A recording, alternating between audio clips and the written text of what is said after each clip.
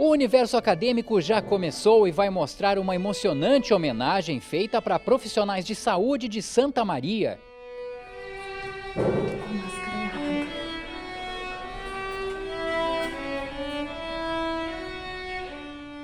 Música, fotos e toda aquela emoção, afinal estamos no mês que celebra o Dia das Mães.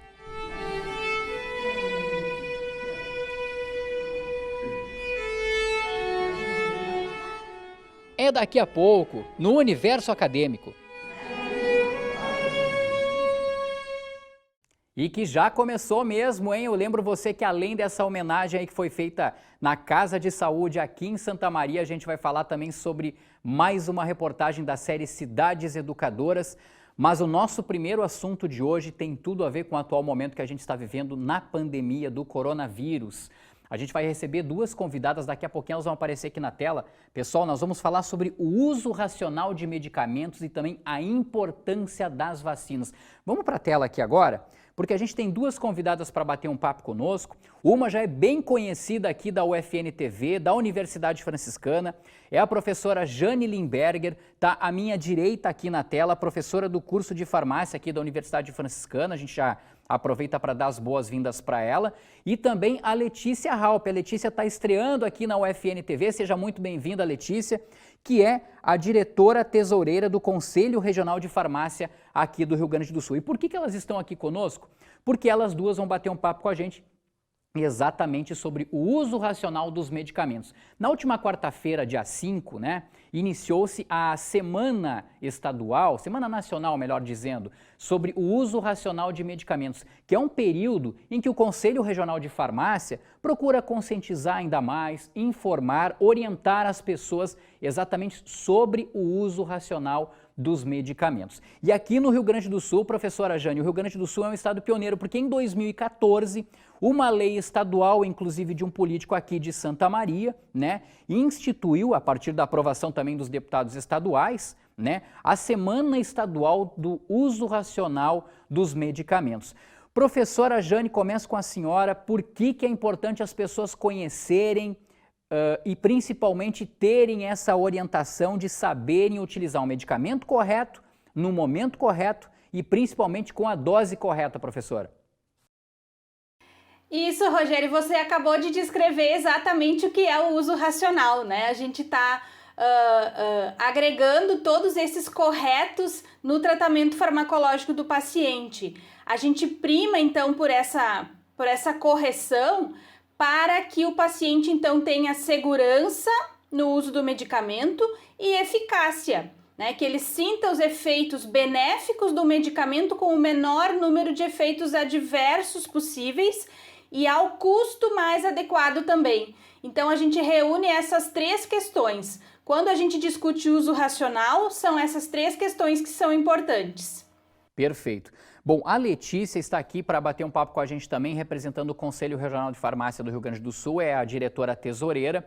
Letícia, vocês ao longo dessa primeira semana aqui de maio, desde o dia 5, desde a última quarta-feira, vocês vêm fazendo um barulho aí nas redes sociais, inclusive com vídeos, com informações a respeito do uso racional de medicamentos. Eu gostaria de que você falasse para a gente, principalmente assim, esse ano vocês têm inclusive como tema Vacina é Prevenção. Por que vocês escolheram este tema para 2021, Letícia? Na verdade, Rogério, vacina ele é um medicamento. E como sendo um medicamento, o farmacêutico ele está envolvido em todo o processo do ciclo do medicamento, que vai desde a pesquisa, do desenvolvimento, a produção, a distribuição, o transporte, a própria vacinação. Hoje nós temos diversas farmácias que são, inclusive, parceiras da Secretaria Estadual de Saúde, que contam com o serviço de vacinação. E o profissional farmacêutico, ele está envolvido, então, em todas as etapas. Sim. Bom, o dia 5 de maio, Letícia, ele é escolhido como o Dia Nacional do Uso Racional de Medicamentos, porque lá no finalzinho do século passado, início desse século, quando eu falo assim, até parece tanto tempo assim, mas em torno de 20 anos, 21 anos, vamos colocar assim, tentou-se aí descaracterizar a necessidade do farmacêutico na farmácia. E aí, óbvio, né, por uma ação não só do Conselho Regional, mas do Conselho Federal também, vocês conseguiram mostrar a eficácia, a importância desse profissional dentro das farmácias. O que eu queria saber de você, Letícia, por exemplo, vocês vão seguir ao longo agora do mês de maio com mais vídeos também na internet por meio do Conselho Regional de Farmácia, orientando as pessoas, trazendo a necessidade e mostrando fundamentalmente que o profissional de farmácia, ele deve aplicar vacina, ele deve inclusive acompanhar esse momento, é isso? Exatamente. Se nós pensarmos assim como profissão farmacêutica, nós tivemos uma grande revolução em 2013, 2014, quando tivemos resoluções que trouxeram, né, as atribuições clínicas do farmacêutico e tornou farmácia um estabelecimento de saúde também através de uma lei. E o Conselho ele vem fazendo uma campanha para levar à população a importância, né, do uso racional durante toda essa semana, fazendo campanhas de orientação à população através de vídeos. Nós tivemos uma parceria também com a FAMURS e com as universidades, levando para a população a orientação correta da necessidade de manter atualizada a sua carteirinha de vacinação.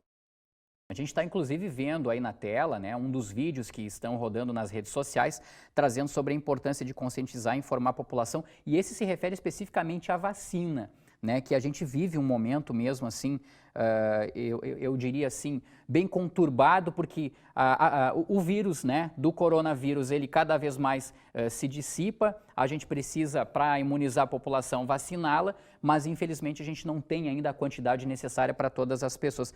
Professora Jane, já que a gente está tocando nesse assunto, eu gostaria de trazer para esse nosso bate-papo o assunto relacionado, inclusive, sobre a queda na cobertura vacinal no Rio Grande do Sul. Não é especificamente sobre o coronavírus, né? A gente tem dados, estudos, né, situações que mostram que, infelizmente, houve uma queda da frequência vacinal no Rio Grande do Sul para várias doenças. Um dado bem importante aqui, é histórico, e eu tenho certeza que a professora Jane Limberger repassa isso nas aulas do curso de farmácia aqui da Universidade Franciscana, é que, de acordo com estudos da Organização Mundial da Saúde, ao longo do século XX, professora, com a presença de vacinas, né, as doenças por exemplo, que poderiam provocar morte, mas que poderiam ser combatidas e prevenidas por vacinas, elas tiveram uma redução de morte em relação à população mundial e algo em torno entre 90% e 100%. É isso, professora Jane?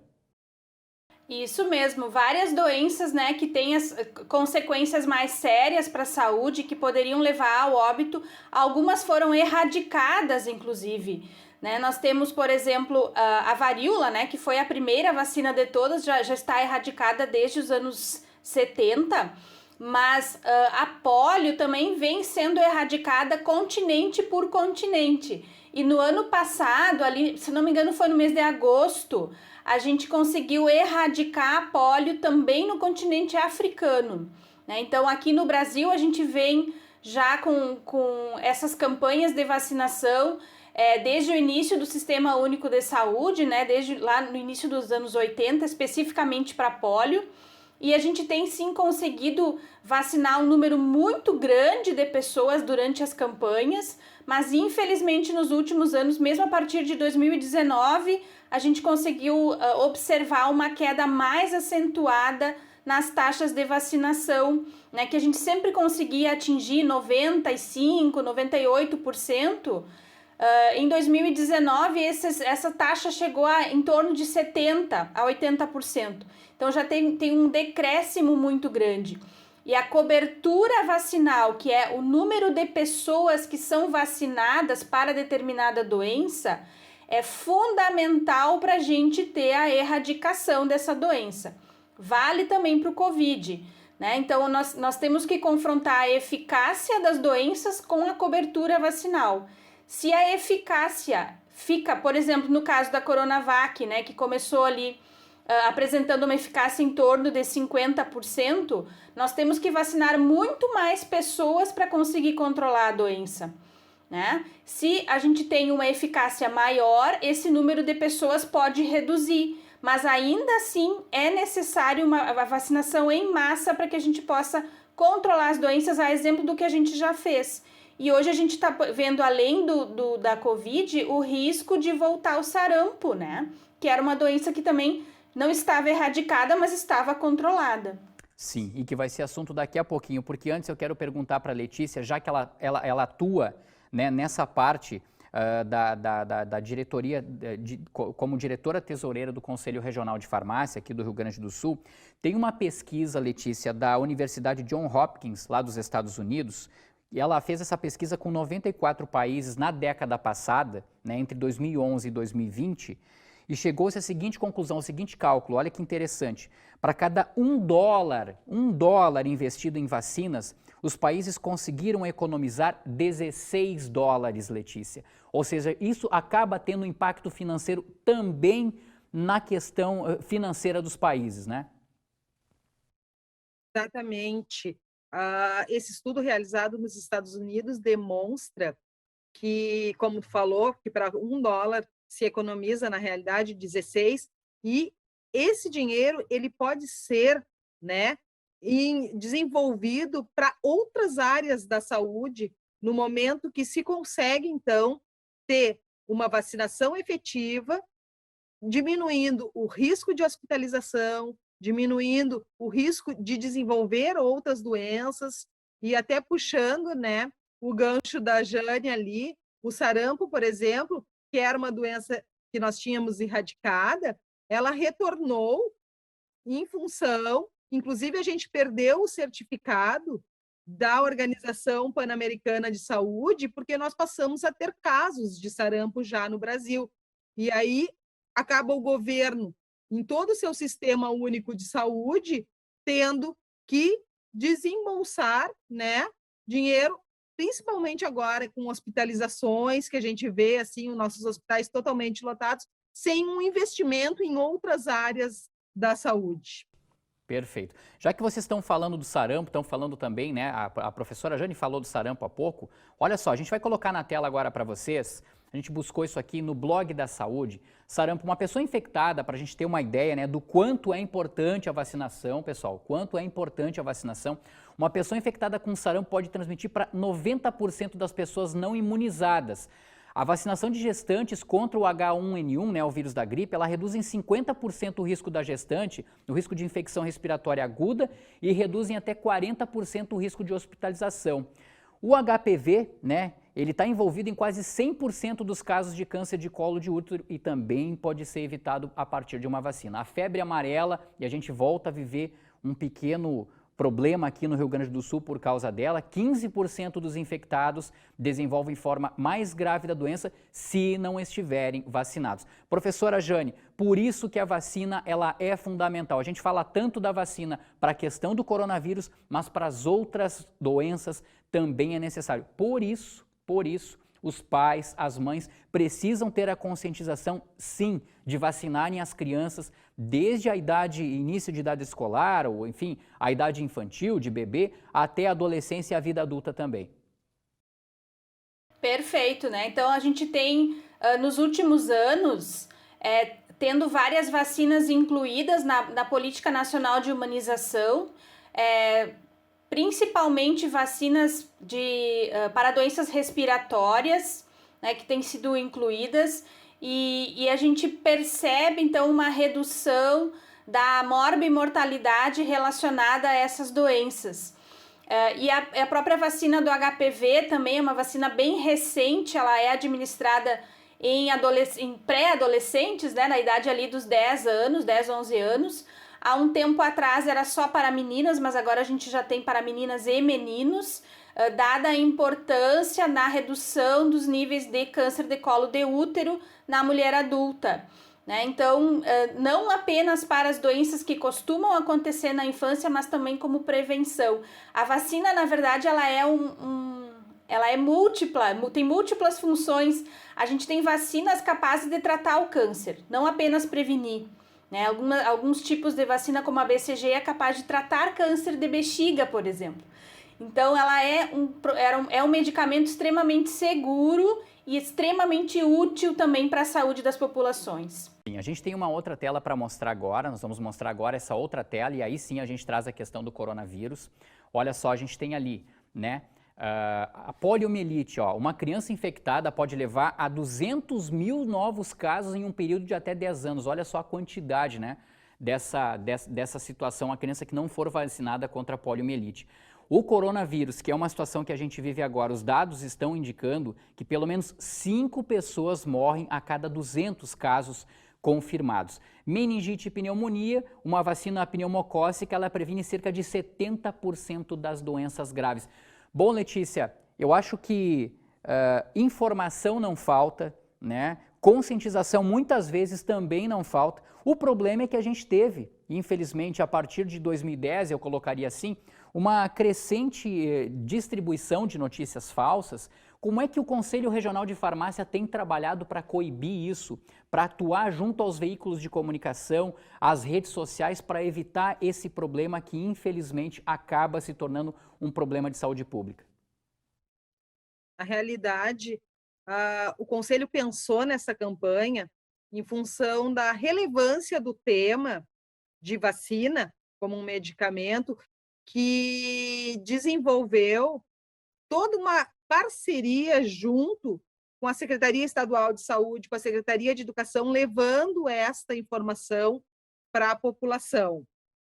Na realidade, é levando, né, a informação correta, por isso que se fechou essa parceria com as escolas, também com a Secretaria de Educação, para levar para os estudantes uma informação correta, verídica, e da importância também, porque as pessoas, o movimento anti-vacina preocupa, mas a gente levando a informação que no momento que uma vacina ela é registrada na Anvisa, ela tem a sua garantia de segurança e de eficácia. E aí a gente leva também à população a importância de se vacinar. E, além de vacinar, manter completo o seu esquema vacinal, como, por exemplo, no coronavírus, de tomar a primeira e a segunda dose. E a preocupação, como se falou muito em vacinas em função do coronavírus, o Conselho trabalhou com toda essa campanha, levando a importância de vacinar todas essas doenças que foram citadas agora há pouco, né? Não trabalhar somente o coronavírus, mas sim a importância de pegar aquela carteirinha, ir no posto de saúde, na unidade básica, ou na farmácia, que é o estabelecimento de saúde, procurar o farmacêutico e se orientar para ver se o seu calendário vacinal ele está completo, se ele está atualizado. Então, a campanha do Conselho foi muito voltada a isso, a levar a informação de forma correta e verdadeira. Sim. Professora Jane, para encerrar, o que a Letícia dizia, né, é muito importante, principalmente agora para essa pandemia do coronavírus que a gente está vivendo. O mais importante é não ficar preocupado com a marca da vacina, e sim ir se vacinar, cuidar. Se for um tipo que exige 2 doses, toma-se as 2 doses. Se for uma dose única, toma uma dose única, mas é fundamental que a pessoa vá se vacinar. Cuide o cronograma, né, de vacinação a partir da idade, mas não deixe de se vacinar. Exatamente é isso, né? Infelizmente, a gente está observando, inclusive aqui na cidade de Santa Maria, uma baixa adesão, dependendo da faixa etária ou do grupo de risco que está sendo vacinado. No sábado, a gente teve problemas nesse sentido, né? De poucas pessoas estarem procurando a vacinação. Mas a gente precisa reforçar, né, que o lugar de vacina no braço da gente, a gente precisa da vacina nesse momento, para que a gente possa melhorar, então, os nossos índices de internação, né, reduzir ao máximo esses índices de internação, porque as novas variantes têm se mostrado bastante perigosas para a nossa saúde, atingindo, inclusive, as faixas etárias mais jovens, né? Então, é muito importante realmente reforçar que a gente precisa fortalecer os nossos laços familiares e os nossos laços de amizade. Idosos que a gente conhece, pessoas com algum problema de saúde, que são fatores de risco que a gente conhece, a gente precisa incentivar a vacinação. Lembrá-los de vacinar e levá-los, se possível, aos locais que são informados pela prefeitura para a vacinação do município. Sim, por isso Jane, também... vacina é prevenção, né? Vacina salva vidas, é fundamental. Perfeito, perfeito. Quero agradecer a participação da professora Jane Limberger, do curso de farmácia aqui da Universidade Franciscana, e também da Letícia Halp, diretora tesoureira do Conselho Regional de Farmácia do Rio Grande do Sul, por tudo isso que vocês falaram, é que existe também essa semana sobre o uso racional de medicamentos. Muito obrigado e até uma próxima oportunidade, professoras. Obrigada.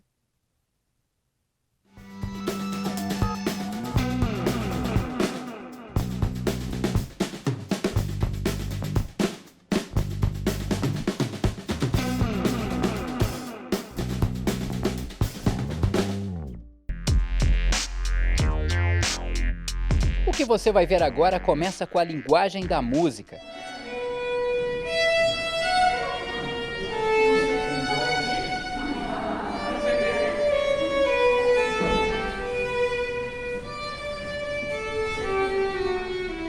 O som inconfundível do violino embalou os corredores do Hospital Casa de Saúde. O passeio musical na unidade hospitalar de Santa Maria foi uma homenagem ao Dia das Mães, das dezenas de profissionais de saúde que ajudam e salvam vidas. Foi muito lindo, foi muito emocionante, foi muito gratificante a gente estar ali.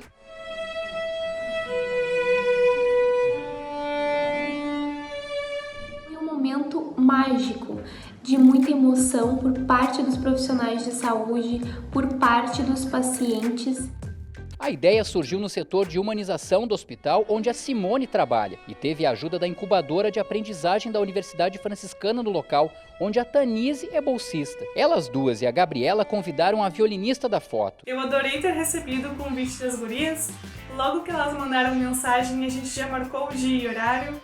E eu já toquei algumas vezes em hospitais e é sempre muito gratificante. Foram das mãos da Regina Guerra sobre um instrumento que saíram as melodias que mudaram a rotina dos corredores do hospital, inclusive da maternidade. Além das músicas, o pessoal organizou também um mural com fotos dos profissionais de saúde acompanhados das mães. Foram dezenas de imagens que chegaram e que foram colocadas sobre uma das paredes do hospital. Olha só o tamanho que ficou o mural. Sendo homenageado com as músicas, a música ela é mágica, ela nos tira daquele momento, né, nos faz refletir.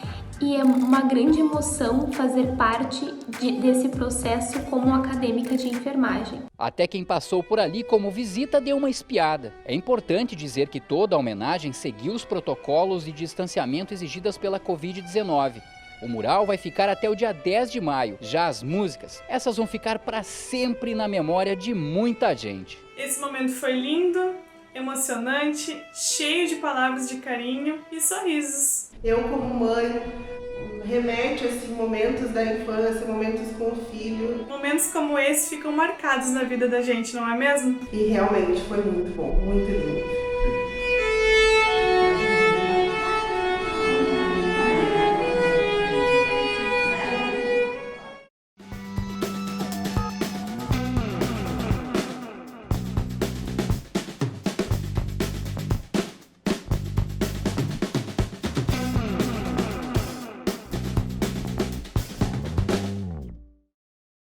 Muito legal mesmo. Agora, legal foi ver a Regina aceitar o convite, a Simone e a Tanise terem tido essa ideia e convidarem a Regina para essa homenagem. Parabéns, meninas.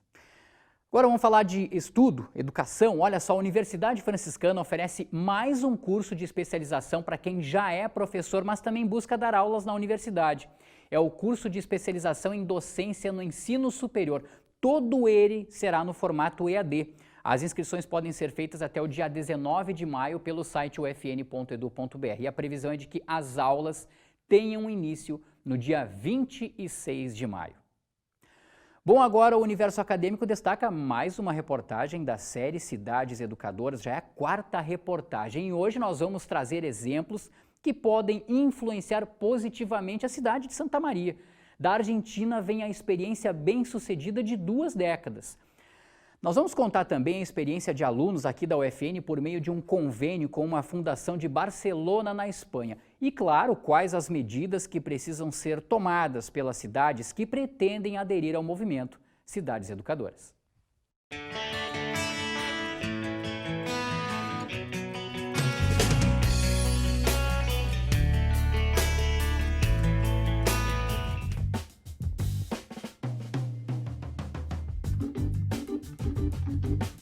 Um caminho para se tornar uma cidade educadora é pensar e discutir coletivamente serviços como a educação, a saúde e a moradia.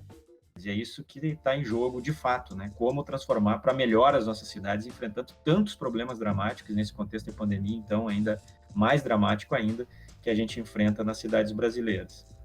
Mas como mobilizar a sociedade, o poder público, as empresas, movimentos sociais e as instituições de ensino para pensar nesses serviços? O pesquisador português Paulo Louro defende que o diálogo é fundamental. É importante que o urbanismo fale com a educação, da mesma maneira que é importante que fale com a ação social, que a proteção civil fale com a ação social, que a polícia, nós temos um exemplo de policiamento comunitário aqui em Lisboa, em que a polícia trabalhou com o nosso departamento de ação social para que passasse a haver um policiamento de proximidade. Portanto, o trabalho tem que ser conjunto entre os diferentes serviços do governo local, mas também com os diferentes agentes da cidade. Um bom exemplo é a cidade de Rosário, na Argentina, que há 20 anos é reconhecida como uma cidade educadora. Mas isso não aconteceu por acaso. O terceiro maior território argentino promoveu transformações urbanísticas para criar espaços públicos de convivência. A aposta foi no chamado Tríptico da Infância. São 3 espaços públicos voltados para o brincar, a convivência e o encontro. O objetivo é incentivar o desenvolvimento infantil a partir da ocupação do território. Rosário tem uma Secretaria da Pedagogia Urbana. Então, todos os processos urbanos e urbanísticos que acontecem, eles acontecem em conjunto com processos educativos. Urbanismo e educação. Essa também é a aposta do curso de arquitetura da UFN. Desde 2013, a graduação mantém um convênio com a Fundação Enrique Miralles, na Espanha. A fundação fica justamente em Barcelona, cidade onde nasceu o conceito de cidades educadoras, que mostramos na primeira reportagem da série. Antes da pandemia, os alunos da UFN iam para lá aprender na prática conceitos sobre vivência em sociedade, segurança, transporte público, superquadras e ciclovias. O aprendizado sobre a cidade, ele não é, isso que é o interessante de Barcelona, ele não está só na graduação, ele não está só no curso de arquitetura, ele está lá na educação básica. Então é muito comum a gente ver uma série de iniciativas para educar sobre a cidade também, né? A cidade como patrimônio, a cidade como espaço público, né? As praças como sala de aula. Na última reportagem da série, vamos falar sobre os espaços de Santa Maria, que vem despertando a atenção dos cursos de graduação da UFN.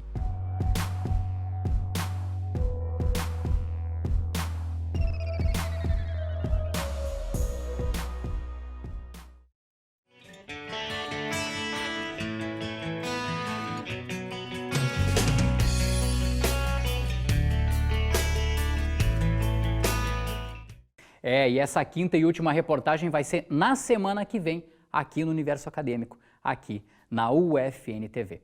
Pessoal, mais uma edição de 3 tradicionais eventos da área da saúde promovidos pela Universidade Franciscana ocorreram nesta primeira semana de maio. A 7ª Jornada Internacional de Enfermagem, o 5º Seminário em Saúde Materno-Infantil e o 4º Simpósio de Enfermagem Brasil-Alemanha. Juntos, eles reúnem mais de 500 pessoas a cada edição entre profissionais, estudantes, professores da graduação e da pós-graduação de diversos estados do Brasil e também de países como a Arábia Saudita, Alemanha, Chile, Colômbia, Portugal. Por conta da pandemia, as salas virtuais foram um espaço para cerca de 30 horas de palestras e conferências, sempre com o tema da prática avançada em saúde.